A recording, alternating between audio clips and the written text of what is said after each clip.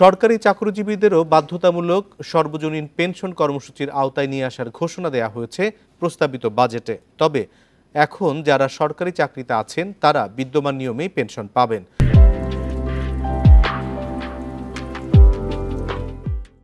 বৃহস্পতিবার 2024-25 বাজেট ঘোষণায় অর্থমন্ত্রী আবুল হাসান মাহমুদ আলী বলেন, 2025 সালের 1 জুলাইয়ের পর সরকারি চাকরিতে যারা নতুন নিয়োগ পাবেন তারা সর্বজনীন পেনশনের আওতাভুক্ত হবেন।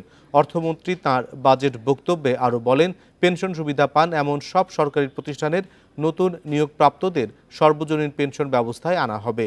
স্বায়ত্তশাসিত ও রাষ্ট্রায়ত্ত প্রতিষ্ঠানের নতুন নিয়োগপ্রাপ্তদের এরই মধ্যে এ ব্যবস্থায় আওতাভুক্ত করা হয়েছে।